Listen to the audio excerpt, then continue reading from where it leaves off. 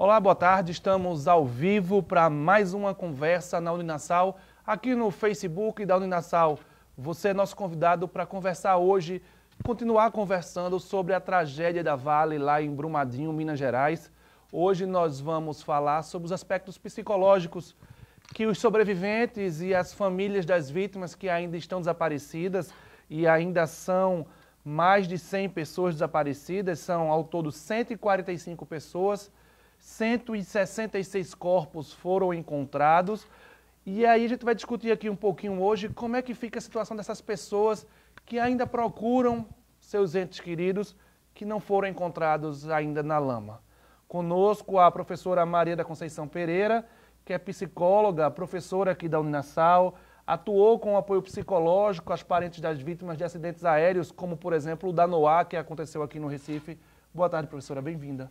Boa tarde a todos, né, que vão participar desse programa. Eu espero que a gente possa trazer algum esclarecimento maior sobre essa temática, né, e a questão psicológica, né, do sofrimento psíquico, do sofrimento humano diante dessas tragédias. Também conosco a Luciana Florencio, que é psicóloga e atuou com apoio psicológico às vítimas da enchente da Mata Sul de Pernambuco, uma enchente que aconteceu basicamente no Rio Una, Rio Ipujuca, na região da Mata Sul de Pernambuco e norte de Alagoas em 2010. Boa tarde, Luciana. Boa tarde a todos. Estamos aqui. Que bom falar sobre o tema, né, em questão e contribuir com os profissionais de psicologia, que diretamente são os profissionais, né, responsáveis pelo apoio psicológico e os atendimentos às intervenções nesses casos. E eu queria convidar você a participar conosco. Interaja, manda sua pergunta, faça algum comentário aqui na nossa página. Nós estamos esperando a sua participação nesse tema que é muito triste, mas a gente precisa conversar sobre ele. E aí eu pergunto a vocês, como é que fica o psicológico das pessoas que sobrevivem a uma tragédia como essa da Vale lá em Brumadinho, Minas Gerais? E aí quando você usa até o termo sobrevive, a gente, quando pensa na palavra sobreviver, a gente só pensa naquele que pode ter sofrido o trauma físico, que também vai sofrer o trauma psicológico, mas a gente também precisa pensar naquelas pessoas que perderam, que estão vivenciando um processo de luto que por também perda, são vítimas, né? que também são vítimas, né? E eu até diria que elas sobrevivem a um processo de dor.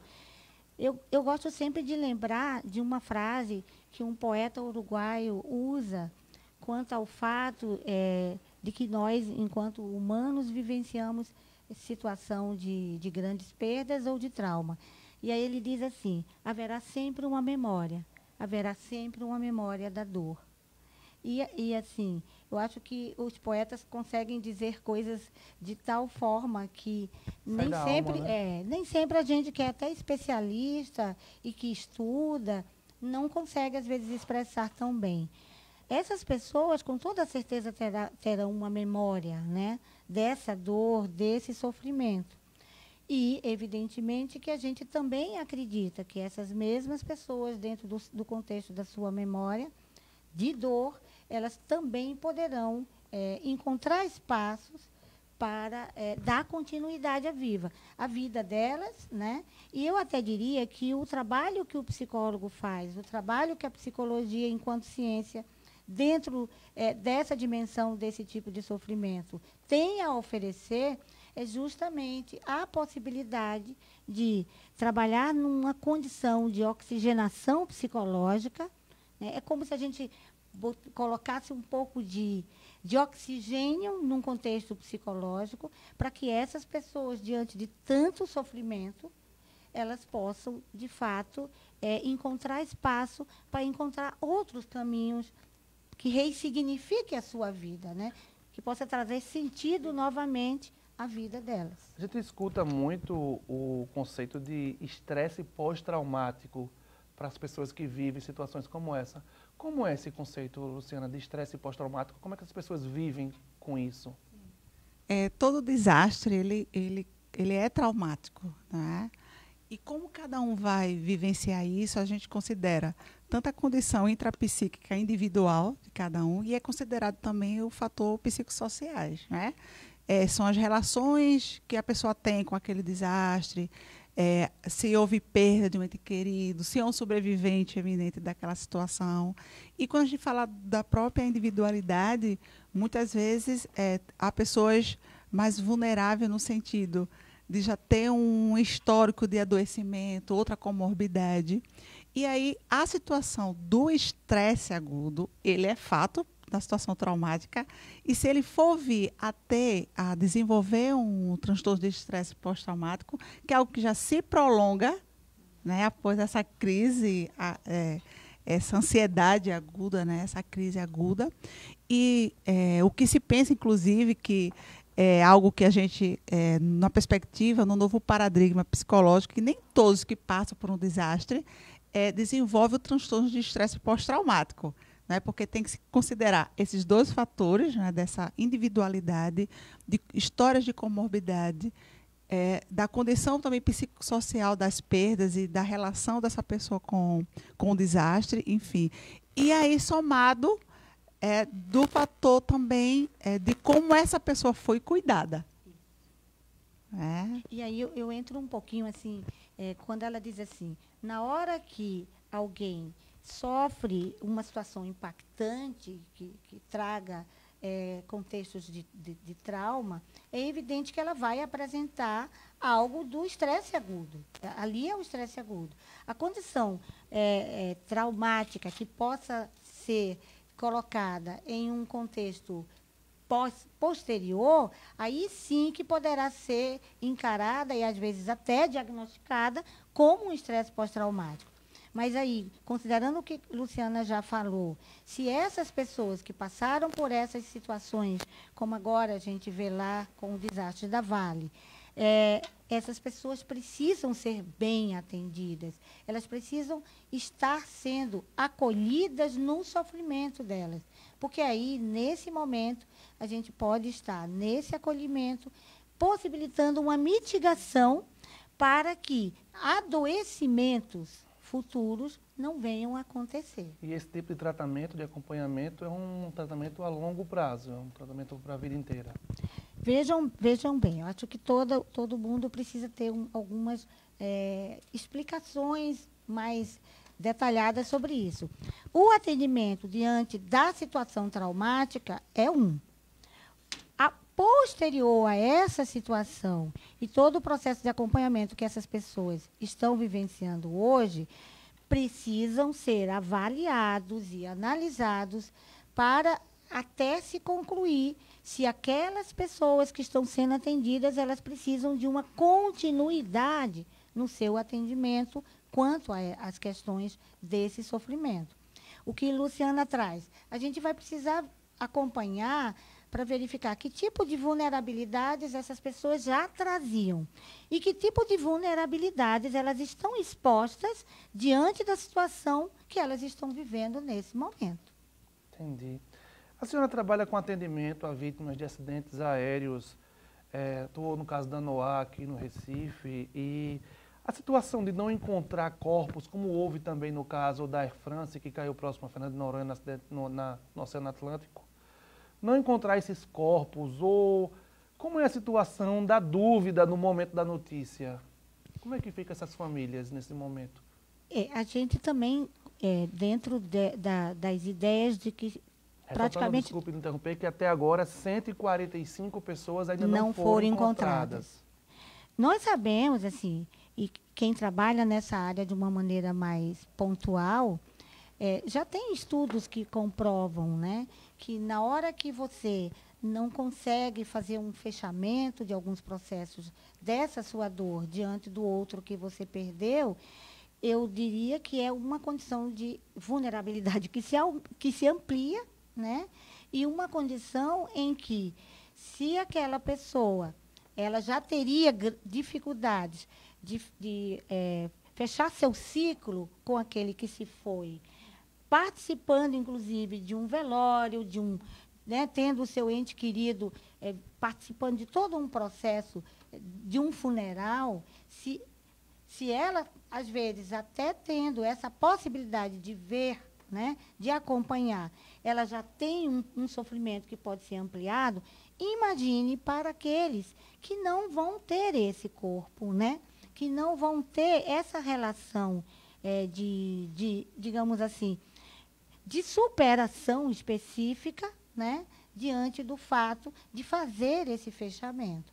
Realmente, essas pessoas que estão tendo os seus entes queridos sem ser encontrado, essas precisam efetivamente de um acompanhamento, de um estar junto com pessoas capacitadas para esse tipo de trabalho. Isso é de extrema importância para que esse sofrimento não se transforme, como nós já falamos anteriormente, em um adoecimento.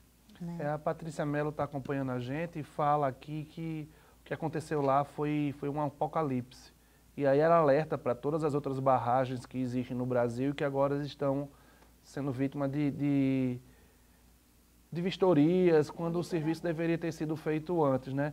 Também assistindo com a gente a Silma Moraes, esse programa, que é um assunto pesado, é um assunto denso, mas que a gente precisa falar. A gente escuta, professora, muito nas entrevistas que a gente vê na televisão dos parentes, a palavra de dar um enterro digno, a palavra dignidade a essas vítimas. Como é que isso está nesse contexto? O que a gente falou há pouco, da necessidade que as pessoas que têm perdas traumáticas precisam ter para dar um ressignificado ao seu contexto de viver, né, e dar um novo sentido para a vida, perpassa especialmente por essa dignidade, né, que a morte daquele ser, né, perdido, aquele ser querido, precisa ter como respeito. Né? Não é por acaso que a gente diz até assim, existe uma condição de perda e da morte, uma representatividade que perpassa por um contexto de ordem pública e até mesmo política, e de um contexto de uma condição individual.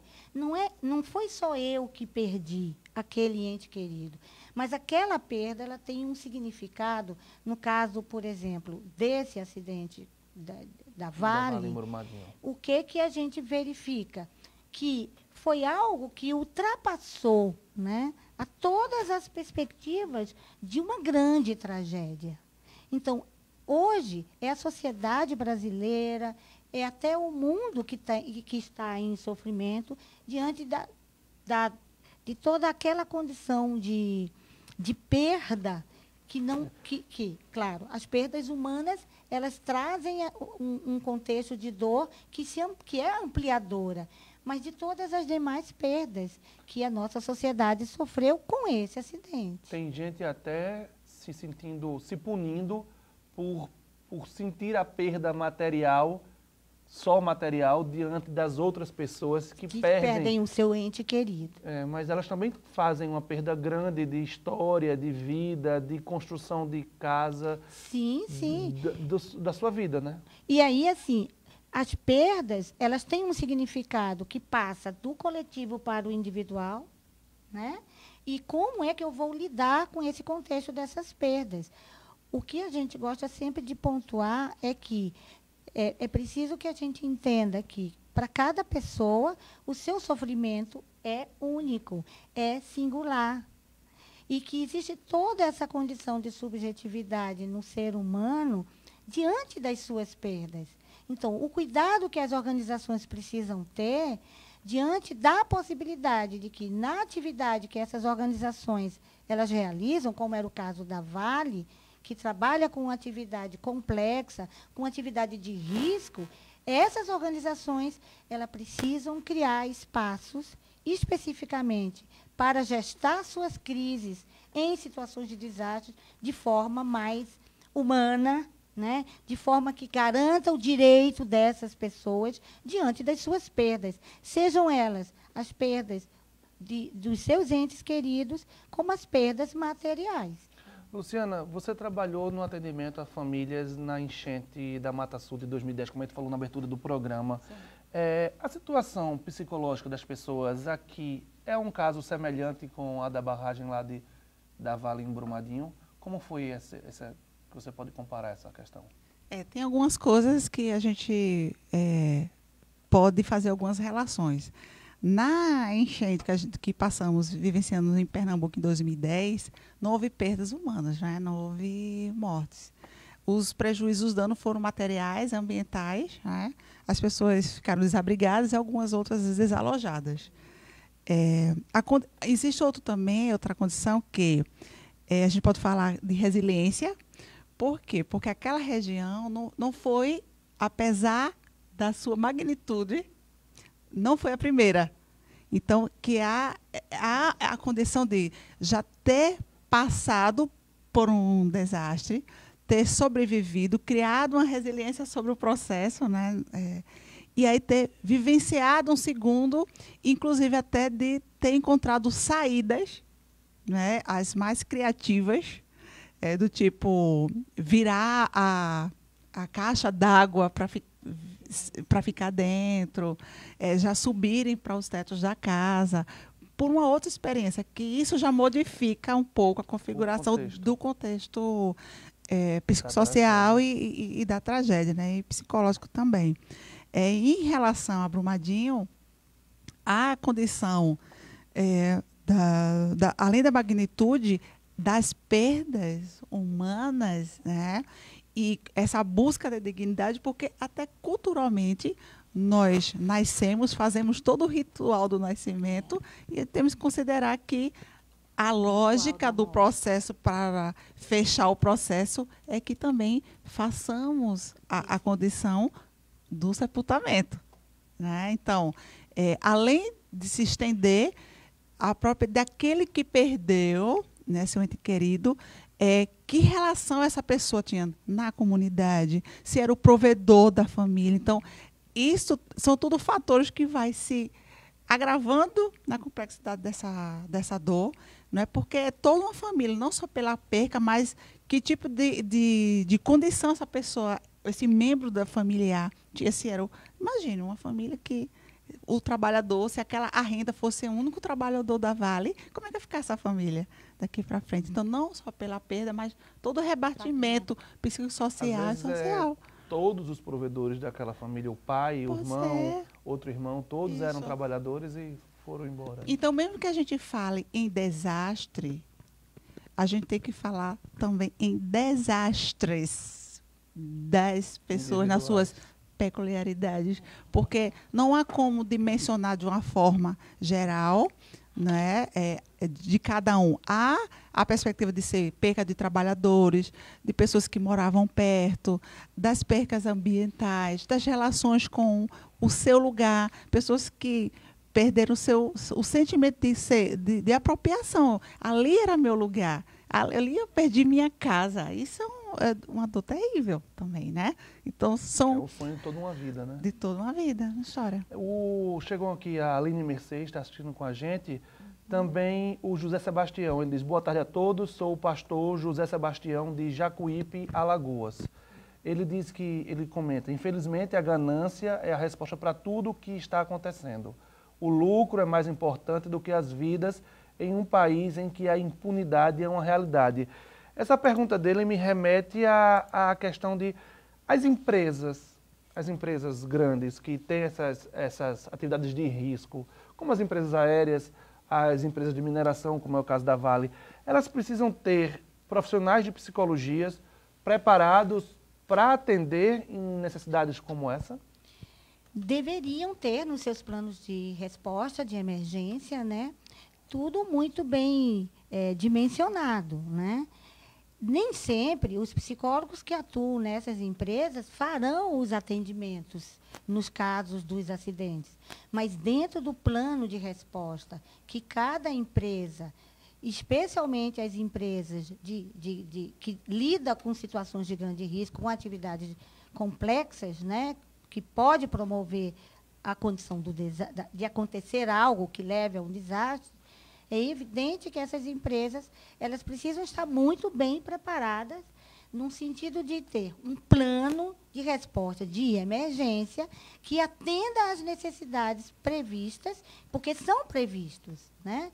Porque um plano de resposta, por exemplo, precisa ser simulado, as pessoas envolvidas precisam estar cientes do que pode ser feito, de como deveria ser feito. Acho que um restaurante embaixo da barragem não seria um lugar para se ter um restaurante. Então, aí eu até diria assim, além do plano de emergência, as empresas que trabalham com atividades que são complexas e geradoras de riscos, elas precisam se preocupar